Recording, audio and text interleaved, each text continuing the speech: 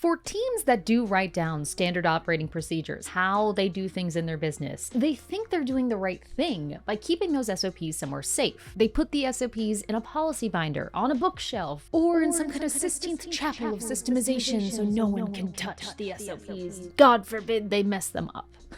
Now, I understand the heart behind these decisions, right? Standard operating procedures, the recipes for how you do things in your business, they are important. They do deserve protection. But when we make them so far removed from the worker, so far removed from our day-to-day life, it makes it very hard to actually use those SOPs. And if we don't use the recipes for how to operate things properly in our business, well, then there's a good chance we won't operate things properly in our business, which kind of defeats the whole purpose of SOP writing to begin with. When teams practice this kind of protectiveness around their SOPs, it doesn't make much sense. It's almost as if you were in the Great British Bake Off and you had to bake a cake in the technical challenge. And rather than just giving everybody the recipe and having it at their workstation so they could start cooking, the hosts for some reason just took the recipe for the technical challenge and taped it to the outside of the big white tent everyone is cooking in.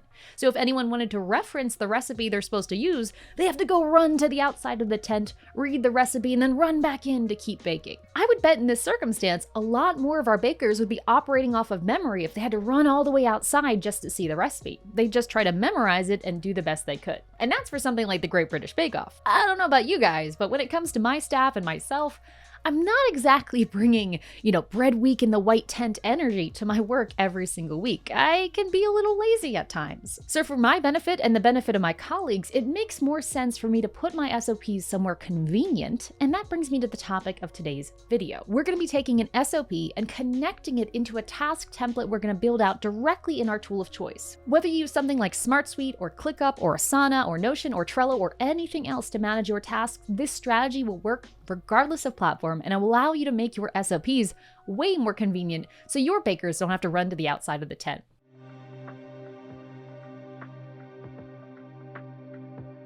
Now, step one of this process is pretty obvious. You'll need an SOP, a standard operating procedure. That means we need to have some kind of recipe before we can turn it into some kind of task template. Odds are, if you're watching this video, you already have SOPs such as the one I'm showing here on the screen inside your business. If you don't, though, I would suggest you watch this video up here where I go over some strategies for writing SOPs in a lightweight and easy to use way. It doesn't matter whether your SOPs are housed inside your work management software like this, or inside some kind of Word tool, or inside some kind of dedicated process documentation software like Trainual or ProcessStreet. What matters is that you have this SOP, this recipe, defined for your business. Ooh, quick reminder here, if you're not sure what an SOP is or how your SOPs should be formatted when it comes to creating these kinds of recipes, maybe you just want to steal the example I have up on the screen, check out the description area below where we have 109 SOP example topics as well as some suggested formatting that you can steal and use in your own business. Again, free in the description below. Once you've got that, we're ready for step 2. And in this case, what we want to do is look at our SOP and figure out where we need tasks to happen. In most cases, you will have tasks for either the title of the SOP, for this case, creating Google Drive folders is probably the task I need to create, and or the step names. For example, maybe I want a specific task just for duplicating a file. The decision between whether you want to create tasks for just the overall container or for each little step depends on the process you're doing. In general, I like to make tasks that equal to one work session for one person. Because of that, even a task like creating Google Drive folders may look different in my ClickUp account depending on the type of team I have supporting this process.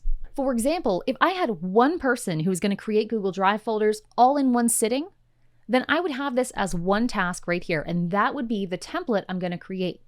If, however, my process is more complicated and I have multiple people involved, I might break things apart even further. I could have my task for the overall SOP topic, but then I could have subtasks for each major step involved. How detailed you get here will depend on the process and the team that you're working in. Let's just do another example beyond Google Drive folders. Let's pretend we are baking. If I am at home and I need to bake a loaf of bread, for me, I will create one task in my work management tool to say, hey, Layla, bake some bread. But let's imagine I had bread that needed to be done over multiple sittings. I was working on a sourdough, so I need to have the starter and then let it sit or whatever the heck.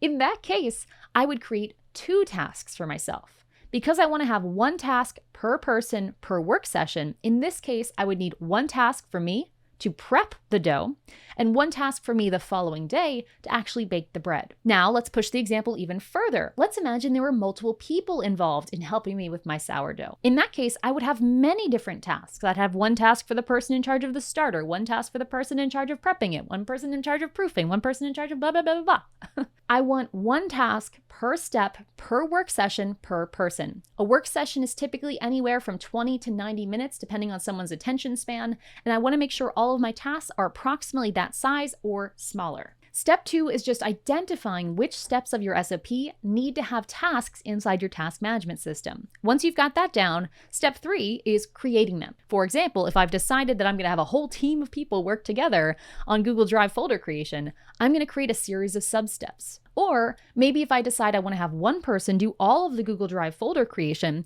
I might just add 1 checklist item and assign it to the relevant person in SmartSuite. The tool you use doesn't really matter here. What matters is that you create the appropriate number of tasks based on how zoomed in or zoomed out you want to be. Once you've got step 3 down, we are ready for step 4, which is adding a connection of some kind to your SOP. This is the magic stuff that ensures your team doesn't have to go hunting and pecking for your SOP. It's right there where they need it. In the case of SmartSuite right here, I've added the link to the SOP by adding formatting directly into my checklist field, which is a relatively new feature in SmartSuite and a huge time saver. In the case of ClickUp, I've actually added descriptions to some of these subtasks to tell them exactly where to find the SOP that includes the relevant instructions. Whether you're using SmartSuite or ClickUp or any other tool, that is your goal for this step. Add a hyperlink, add a relationship, add a connection of some kind that connects your task to the SOP, whether that's at the step level or the overview level. Ooh, and a quick side note here, a common question I will get at this point is, Layla, why am I linking to the SOP? I want it to be super convenient, right? So why wouldn't I just write the SOP right here?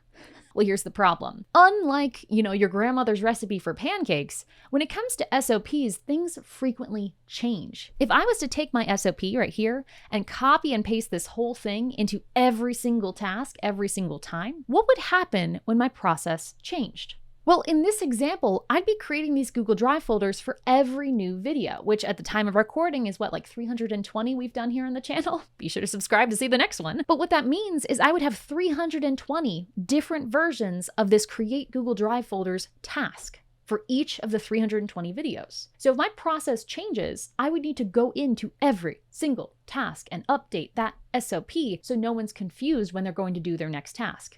To me, that headache is not worth it. So that's why I recommend folks use the hyperlink method instead. Yes, it's not as convenient as seeing it right there, but as long as people are working on a computer where they can have 2 tabs open, it's not that much worse, and the benefits of not having to do a bunch of manual data entry, for me, more than outweigh that little bit of extra friction we're introducing into accessing the SOP. That kind of headache of a versioning issue is something you'll experience in just about every task management tool. If you're using some kind of process-dedicated software that has worked around this versioning issue, such as ProcessDriven, you can ignore this advice, but for the vast majority of us, stick with that hyperlink or mentioning option to make sure you're not making your lives harder in the future. All right, once you have that SOP linked and you've got everything in there, now we need to actually save our work to turn this thing into a template. The way you're going to template your task is going to differ depending on the tool you use. In the case of a tool like Asana, you might actually just create a given project with all of the steps included, and the next time you're going to do that task, you're going to duplicate what you've created by just copying the task. In the case of a tool like ClickUp,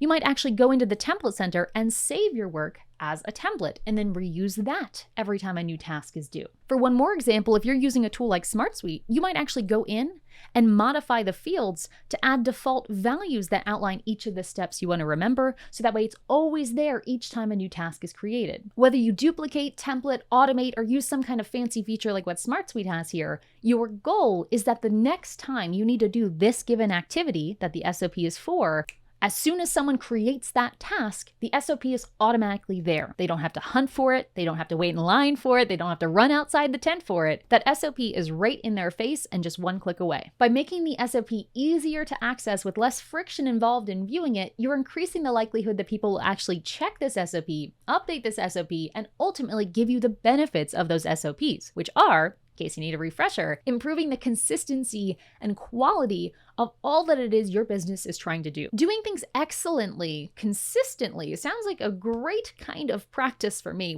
which is why I practice this exact same SOP strategy I'm describing to you here inside my business here at ProcessDriven. Now, if you're watching this video and you're getting inspired, but you're starting to think, wait a second, SOPs, I've not quite created that many of those.